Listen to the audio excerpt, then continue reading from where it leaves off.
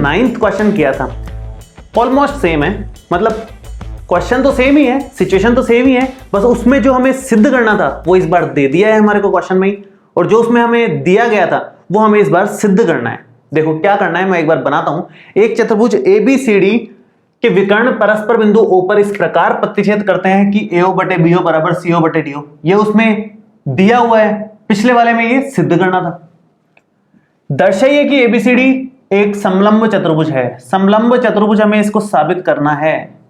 समलंब साबित करने के लिए पहले तो मैं विकर्ण बना दूं इसके, ये विकर्ण O पर प्रतिच्छेद कर रहे हैं और मैं वापस से रचना करने वाला हूं सेम टू सेम, यहां पर वही P पॉइंट लेकर के, सब कुछ सेम चलेगा। ये पॉइंट P लेने वाले हैं हम लोग, तो ये P है, ये O है, ये ABCD एज इट इज है। हमें सिद्ध क्या करना है, ABCD समलंब चतुर्भुज है, ये सिद्ध करने के लिए हमें AB और CD को समांतर सिद्ध करना पड़ेगा। समांतर कब सिद्ध कर सकते हैं हम रेखाओं को, अगर हम थेल्स प्रमेय के विलोम से चलें तो समांतर सिद्ध कर सकते हैं। देखिए शुरू करते हैं। सबसे पहले तो जो पहले वाले में किया था, दिया है, लिखोगे आप क्या क्या दिया है आपको। हमें दिया गया है कि AO बटे BO बराबर है CO बटे DO के, समीकरण नंबर 1। इसका इस्तेमाल करेंगे जहां भी जरूरत पड़ेगी।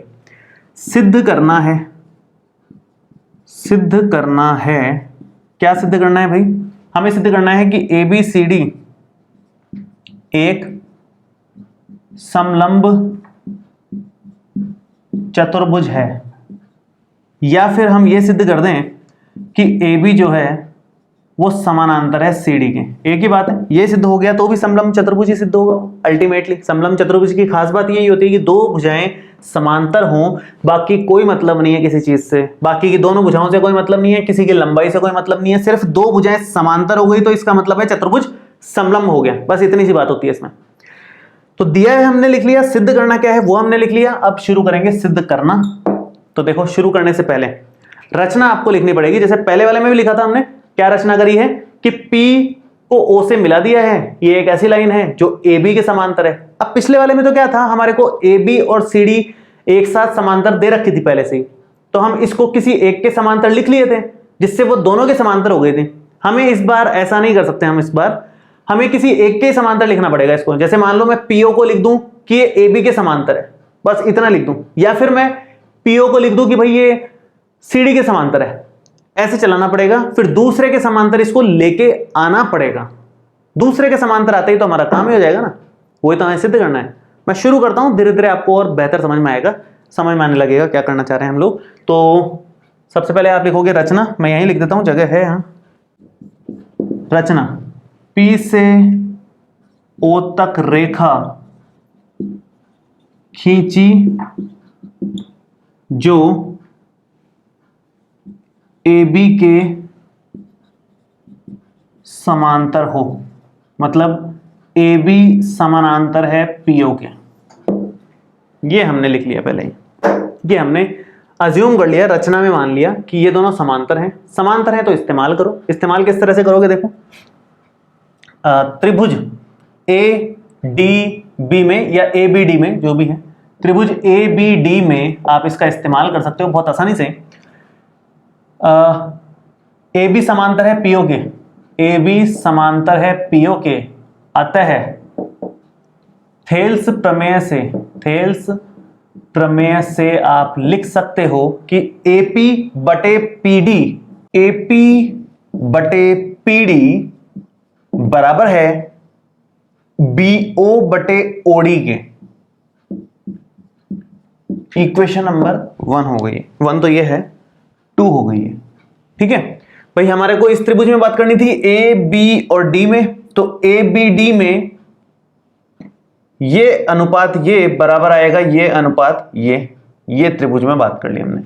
अब आगे की बात करनी है। आगे देखो, यहां पर हम BO बटे OD का मान रखेंगे यहां से, लेकिन यहां BO बटे OD नहीं दिख रहा, AO बटे BO है या CO बटे DO है।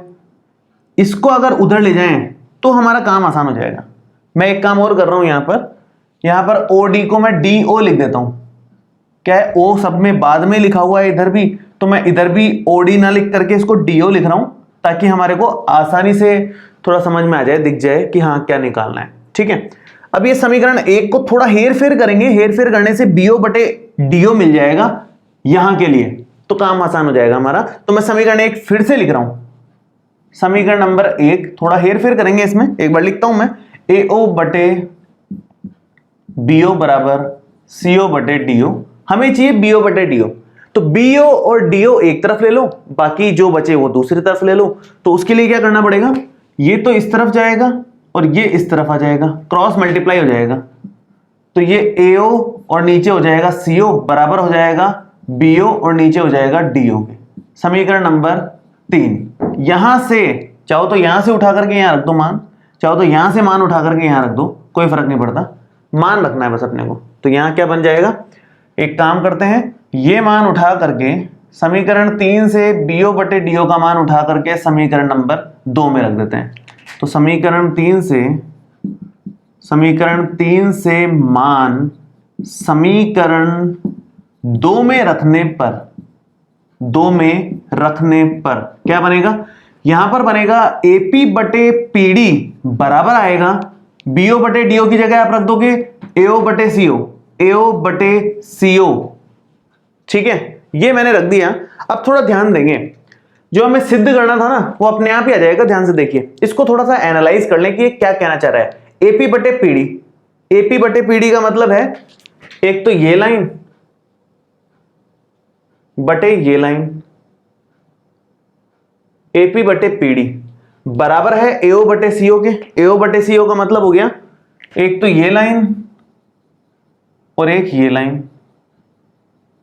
तो ये तो साफ साफ ये वाला त्रिभुज आ रहा है। अगर इस त्रिभुज में ये अनुपात ये बराबर आ रहा है, ये अनुपात ये, इसका मतलब ये दोनों समांतर रेखाएं हैं थेल्स प्रमेय के विलोम से। तो हम यहां लिख सकते हैं कि अगर ये अनुपात बराबर है तो आप लिखोगे अतः त्रिभुज ADC में थेल्स प्रमेय के विलोम से हम कह सकते हैं कि भाई PO समानांतर है DC के, PO समानांतर है DC के, ये हम कह सकते हैं। अगर ये दोनों समानांतर आ गए हैं तो देखो ध्यान से, हमें रचना में लिया था AB समानांतर है PO के, भाई AB समानांतर था PO के और PO समानांतर है DC के, तो हमारे पास AB तो समानांतर आ ही गया ना DC के इनडायरेक्टली। AB अगर समानांतर आ गया DC के, इसका मतलब ABCD एक समलंब चतुर्भुज है, दो समांतर भुजाएं मिलते ही समलंब चतुर्भुज हो जाता है। तो आप लिखोगे अतः ABCD एक समलंब चतुर्भुज है। ठीक है, ये है पैटर्न क्वेश्चन को सॉल्व करने का। जब भी आपको कोई समांतर दे रखी हो भुजा की एक लाइन, तो आप थेल्स प्रमेय लगा दो, या तो थेल्स प्रमेय लग जाएगी या थेल्स प्रमेय का विलोम लग जाएगा, सीधा सीधा आंसर आ जाता है, ज्यादा कोई हेरफेर करने की आवश्यकता नहीं है।